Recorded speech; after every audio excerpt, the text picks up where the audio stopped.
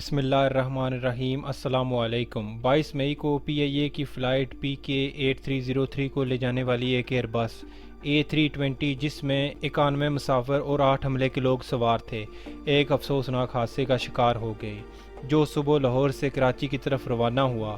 تقریباً پورا سفر انتہائی پرسکون گزرا۔ جب لینڈنگ کا وقت آیا تو اس میں ٹیکنیکل فالٹ پیدا ہو گیا، جس کی وجہ سے یہ طیارہ کراچی کے جناح انٹرنیشنل ایئرپورٹ کے قریب ماڈل کالونی میں گر کر تباہ ہو گیا۔ واقعے میں 2 مسافر بچ گئے، ان میں سے ایک بینک آف پنجاب کے صدر ظفر محمود تھے، جبکہ دوسرا زبیر نامی شخص تھا۔ زبیر، جنہیں صرف معمولی زخم آئے ہیں، نے کہا ہے کہ طیارے نے ایک لینڈنگ کی کوشش کی اور پھر 10 سے 15 منٹ بعد گر کر تباہ ہو گیا۔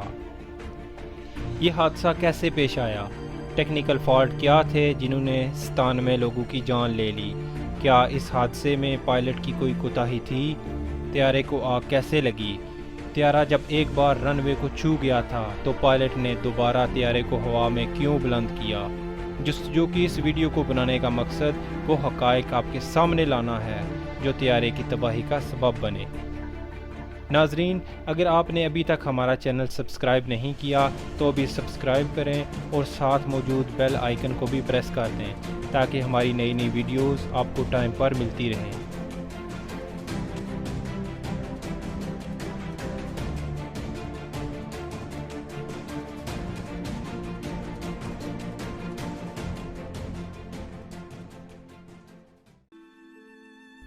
کیپٹن سجاد گل A320 ایئر بس کو اڑا رہے تھے۔ ان کے ساتھ کو پائلٹ عثمان اعظم موجود تھے۔ کیپٹن سجاد گل کا تعلق DHA لاہور سے تھا۔ اپنے 24 سالہ تجربے میں کیپٹن سجاد گل نے 17,000 گھنٹوں سے زیادہ طیارہ اڑایا۔ یہ بدقسمت طیارہ جس میں کیپٹن سجاد گل شہید ہوئے، اس کو مختلف پروازوں میں 4,700 گھنٹوں سے زیادہ اڑایا۔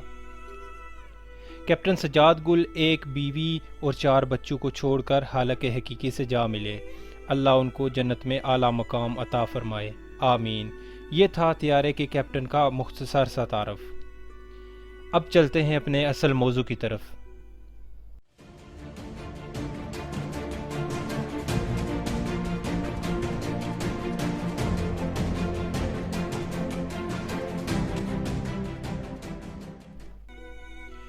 A320 طیارہ کراچی ایئرپورٹ پر لینڈ کرنے ہی والا تھا۔ دوپہر 2:34 کا وقت تھا جب پائلٹ نے لینڈ کرنے کا فیصلہ کیا تو طیارہ 275 فٹ کی بلندی پر تھا، لیکن پھر اچانک پائلٹ نے 575 فٹ تک طیارے کو بلند کر دیا۔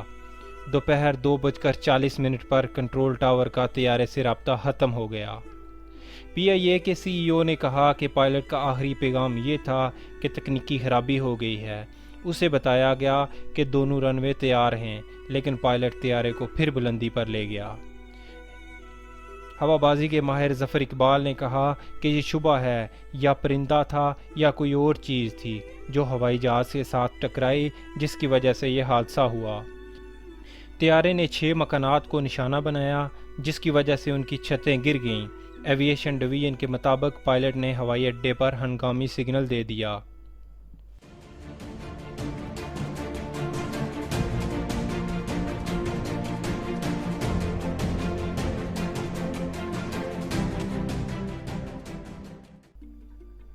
سول ایویشن اتھارٹی کے ذرائع نے تصدیق کر دی ہے کہ پہلی لینڈنگ کی کوشش کے دوران طیارے کے پہیے نہیں کھلے ہوئے تھے۔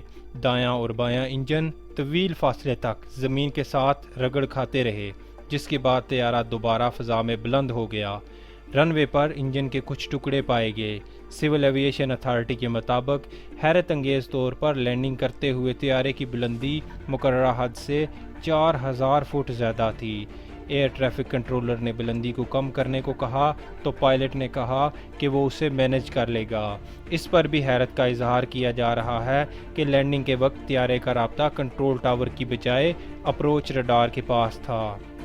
اپروچ رڈار میں موجود ایئر ٹریفک کنٹرولر اپنی آنکھوں سے طیارے کو نہیں دیکھ رہا ہوتا، جبکہ کنٹرول ٹاور میں موجود ایئر ٹریفک کنٹرولر طیارے کو دیکھ سکتا ہے۔ تحقیقاتی ادارے نے امکان ظاہر کیا کہ طیارے کے انجن کے رن وے سے ٹکرانے کی وجہ سے اس کا انجن آئل پیپ لیک ہو گیا ہو، جس کی وجہ سے انجن کی سپلائی متاثر ہوئی اور انجن کے کام کرنے کی صلاحیت اتنی متاثر ہوئی کہ دونوں انجنوں نے کام کرنا چھوڑ دیا۔ اس حادثے کو لے کر کافی سوالات نے جنم لیا۔ لینڈنگ کے دوران پائلٹ نے بلندی کیوں زیادہ رکھی، اور وہ کیا دباؤ تھا کہ ATCO کے توجہ دلانے پر بھی بلندی کم نہیں کی؟ لینڈنگ کے وقت پائلٹ کو کیوں علم نہیں ہوا کہ طیارے کے پہیے کھلے ہوئے نہیں ہیں، حالانکہ طیارے کا سسٹم پہیے نہ کھلنے کی اطلاع بار بار دیتا ہے؟ پائلٹ نے اس پر توجہ کیوں نہ دی؟ جب طیارہ زمین کو ٹچ کر گیا تو پائلٹ نے فضا میں کیوں اٹھایا؟ ایئر ٹریفک کنٹرولر نے انکشاف کیا کہ آخری میڈے کال سے پہلے پائلٹ نے کسی بھی صورتحال کا کیوں نہیں بتایا اور کوئی مدد نہیں چاہی؟ پائلٹ نے ایسا کیوں کیا؟ طیارے کے انجنوں میں آگ لگنے یا پرندے کے ٹکرانے کی کوئی اطلاع نہیں ملی۔ جب پائلٹ نے آخری مرتبہ طیارے کو بلند کیا تو اس کی بلندی 1800 فٹ سے زیادہ نہیں ہونے پائی تھی۔ لینڈنگ کی اس دوسری کوشش میں وہ آبادی پر گر کر تباہ ہو گیا۔